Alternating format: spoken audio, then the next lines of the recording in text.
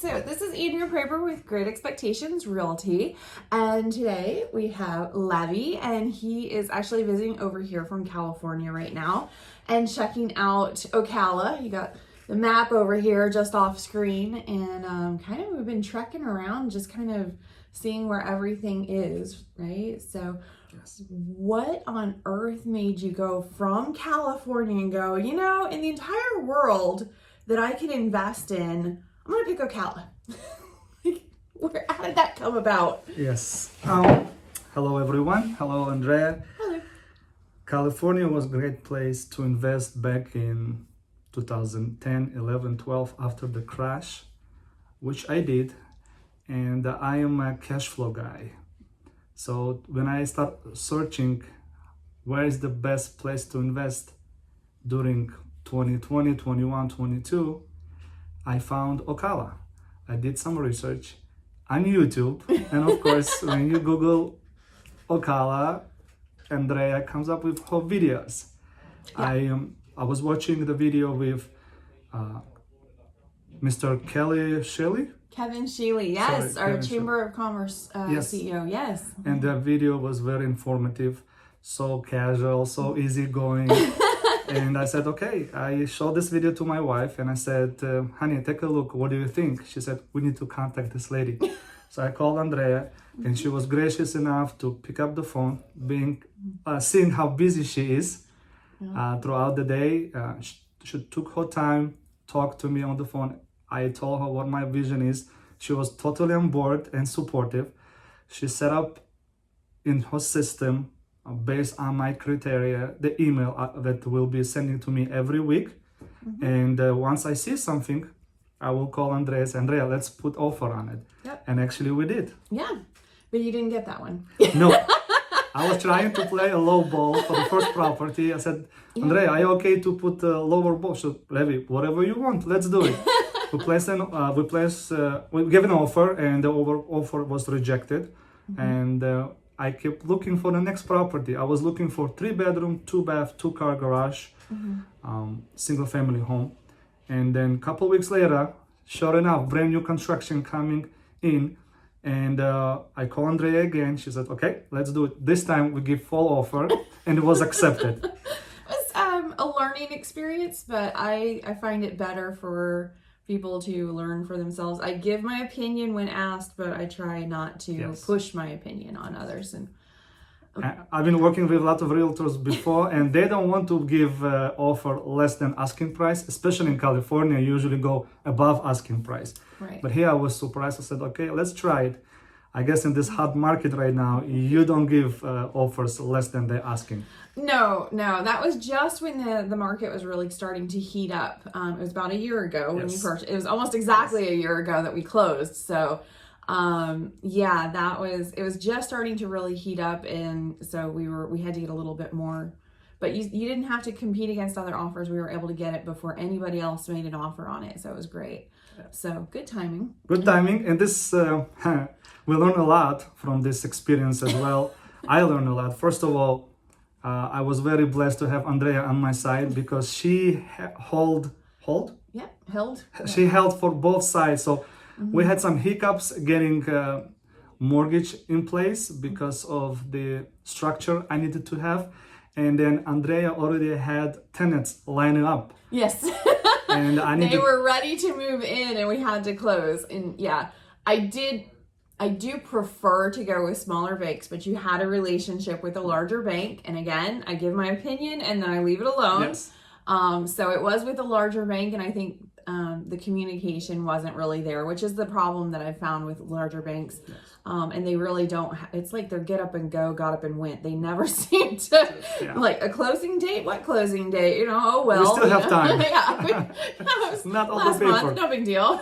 So yeah, it did take a little extra time. Nothing on your part. It was just the bank was dragging their feet for no accountable reason. Yep. So, and the tenants really want to get it. They actually moved in about 3 minutes after you officially closed. It was literally, we like released the code for the lockbox and they just, there you go. Yeah. So they were very eager to move in at that point. And you got top dollar for rent because, you know, it was a Yes. beautiful brand new construction home. This is another thing that, like I said, I'm very analytical guy. I have my spreadsheet. I put the numbers in, I plug in the numbers, and I go for cash flow. As long as there are 7% cash on cash return and above, I pull the trigger. So when I called Andrea to get some numbers and her opinion, she said, yeah, in this area, I can rent this place probably for $1,400. But when I saw the numbers when she rented, it was, I think, around $1,600. So my numbers went off the chart. And I want to thank you for that. You're welcome. I've learned to be very conservative because things can happen, and then it gives me a little bit of leeway. So if I offered the house at $1,600 and somebody came in and I could only get $1,500, you'd still be okay. Yes. But you know, I want to make sure that there's that wiggle room so that I can negotiate the deal properly with the tenant. And you know, it's always good to know what the bottom figure is. Yes. What are you going to be happy with on this one? Correct. With my worst case scenario, I was very happy. Even with $1,400 per month, I was very happy. And then when it became $1,600 a month, even better. Yes, absolutely. So you finally got to see the house yesterday. Yes, I saw the house. I mean, what did you think of your house? This is another thing that I bought this house sight unseen, only on the paper, and I totally trust the team here, Andrea and her team, Great Expectations Realty. I met Jeff yesterday. I met Kathy. What a great team! The communication for me is very important. This is not my first property that I'm buying sight unseen, and when you have the team on site,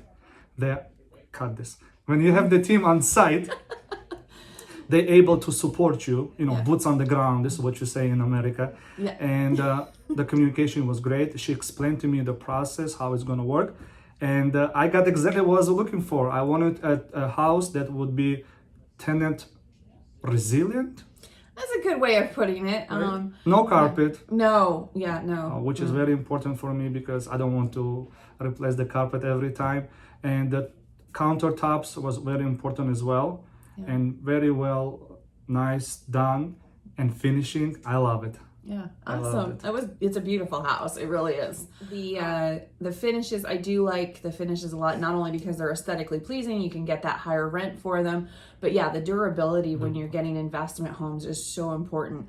I personally prefer tile above everything. I know we've gone back, I've definitely mentioned that a few times because you put tile in a neutral, very neutral, up-to-date kind of tile, and it'll last for 20 or more years. And it's not that much more expensive to put in tile than it is to put in carpet with padding and stuff like that. And, with tenants, especially with kids and yes. pets and all sorts of stuff, you don't want to have to replace the carpet and the padding. And if you replace the carpet without the padding, you still have odors and stuff like that. So there is issues with that. So we were very happy to get one that did not have any carpeting in it whatsoever, and water resistance floors, which is great. So, and then the granite countertops look absolutely amazing. Yeah, they really I would do. move myself to his house if I needed it. Right? It's beautiful. And the backyard was amazing. Yeah. And the tenant, they are so pleasant, so polite, so respectful. Yeah. And it was a pleasure to meet them yesterday. Yeah, they're very nice. They really love it. Ready to go for another year. But yeah, your numbers, you were able to purchase that home for less expensive than obviously what it is right now, which is actually a good thing. That means you've already made money on the property. I shouldn't buy 10 of them probably. Well, I probably would have sold you 10. But we have other projects going, so that's fine. Yes. But yeah, that one, if I can share the price that you got. Absolutely, yes. So he got that one for $179,000. And that one, it was a 3-bedroom, 2-bath, double car garage. At this point, I have not seen prices like that for that quality of home. At this point, it's at least 220, 230 is more the range, at least, for those. So, if you were to sell that house right now, you could sell it for $230,000 easily, if not more. So that's being, again, conservative. Not for sale at this point. I am buying whole guy, long term. Right. I'm looking for cash flow. And my idea is 1% rule. Basically, the rent should be 1% of the asking price. We almost hit it in 1600 versus 180, almost there. I'm okay with that. Yes, still cash flowing. Close. Yes, still cash flowing. Right. But I think, we were talking a lot yesterday about exit strategy, and when you purchase, you need to make sure that you have that exit strategy in place in case another deal wants to, come along and you're like, okay, I'm going to go ahead and do this. So I'm going to do some 1031 exchanges or something like that. So having that ability to not only have your cash flow, but you've also made a lot of money on the actual value of the home in just a year. I mean, some people make as their job $50,000 in a year, and you did it while having cash flow come in. That's absolutely amazing. It really is.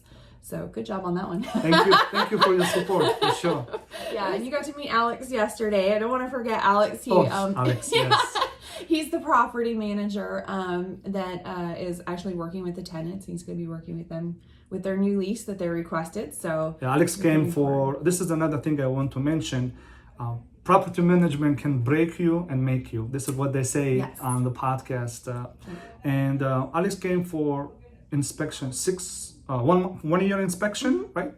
Yeah. To make sure everything is okay, no complaints, making sure the tenant take care of the property. And as Andrea mentioned, we're gonna extend the lease for another year because they enjoy the house and we enjoy the tenant. Yeah, absolutely. But yeah, I have had one owner where we were considering going into contract, and his question to me, he was a very new investor, so bless his heart, but his first question to me was, what is a property manager and what do they do? And I'm like, this is not going to work. Because if you don't know the value of a property manager, you really have to learn that before I really want to work with you, because it's a really tough job and not everybody can do it. I will vouch for that. I don't personally manage any properties anymore. Correct. But aside from what my husband and I have, but it's just, we have 3 property managers at this point, plus a property manager assistant, and we've got about 150 properties in management, and it's a job. It's a job. It's a full-time job. Yes. It is, yeah. I knew that Andrea is very busy, so once we closed and tenant was in place, I wanted to ask Andrea, who should I contact in the future if I have questions in regards to report. This is another aspect that I want to bring. Thank you for setting up the reporting process. Oh, yeah. Every month I receive the report. I open the report. I see what came in, what expensive, if any. This is why I buy brand new constructions. There are no expenses, at least for the first year. Nice. Because for the first year, you have everything under warranty from the builder. And then 9 years afterwards, right? Yes. You have... For the roof and the AC, there's a warranty on the larger ticket items as well. So you're not going to have to worry about any major expenses for quite a while. And then Andrea said, Levi, I'm very busy. I'm gonna assign a property management, and she introduced me to property management. I don't remember her name. Lindsay. Yes, I remember start with L. Lindsay. Sorry, yes. Thank you. And any questions, I email.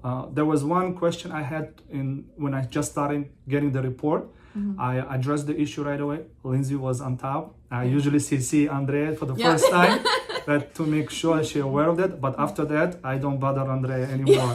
Only on bigger deals now. Yeah, so bigger deals, that's exciting, the stuff that we've been driving around and doing. I think it's really important if you can get an opportunity, if you're gonna invest in a city or invest in an area, and you're really going to do this, make sure to go like you've done and really scout out the area. You've done more research, I think, than you probably know this town better than I do almost. So, which is good. It's learning from Andrea from a YouTube channel. He came in, he's like, okay, I want to see this section, and this is the one I'm interested in, and this is what I'm doing. And I'm like, okay, here's my, opinions, and here's my options, and let's go take a look and see what you're interested in doing.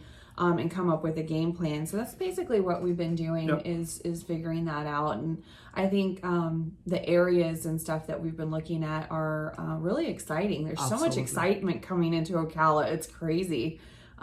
It's it's just amazing how much it's we grown. drove yesterday south, west, east, north, all over the place. I saw Dollar Tree second The distribution center center. that's going to build. I saw some land, we saw some commercial properties, and once you have the team in place, you can sleep like a baby. Let's do it. Yes. It's great. It's a lot of fun. So we're gonna finalize some action item today. Yeah. How we're gonna proceed forward, and hopefully it's gonna be. I know it's gonna be only the best. Yeah. No, I definitely. I'm very excited for what we're planning on doing, and you know, especially just like I said, it's so exciting all the stuff that's going on in Ocala right now. I'm looking at the map while I'm contemplating all of this because it's crazy how much is changing and what's coming to Ocala. And just being a part of that, even in a small way for me, is just huge. I just absolutely love it. So to know that the change is coming, it's one thing, but to envision and project and plan, it's another thing. And I think Andrea has this vision that I'm like, okay, if you have the vision, I will support you. And it's very important that a person not only understands the real estate and, you know, in any business, her or his business, but he or she also has a vision how to proceed to take advantage of the changes. I'm definitely one of those big picture people. I can see not just, you know, what they're doing, but why they're doing it and how it's going to affect. And if you can do that with your own city, that is huge. Yeah, how we can position ourselves exactly to take advantage of what is coming, right? And yeah, you even got to see the World Equestrian Center. Yes. What did you think of the World Equestrian Center? It's crazy, right? Yeah, you can talk about this all day long and still you're not gonna cover everything. It's huge. It's amazing. And like you told me last time, it's the Disneyland for horses. Yeah. So if you imagine what happened when Disneyland was starting to build in Orlando and what happened around it, this is what's coming to Ocala and what's going to happen around World Equestrian Center. Yeah. Yep, WEC. So it's going to be huge. In town, we all call it the WEC. WEC. Yeah, the WEC. Yeah. But yeah, it really is. It's truly amazing. And to think of everything that it is right now, and it's only been open really since March. It's crazy. It's not acres, it's miles. It's miles big. It's huge. It's so crazy. But I think that's really one of the biggest impacts that we just haven't really seen yet. It's starting. We definitely see, you know, a lot of impact already, but not, you know, what it's going to be. It's really crazy. So really exciting stuff. Thank you so much for doing this video. Absolutely. I really appreciate it. It's been so much fun hanging out with you and showing you my town. I appreciate your time yesterday. It was amazing. It was We great. spent a lot of time driving around. All right, let's get some work done. Thank you. Bye. Bye-bye.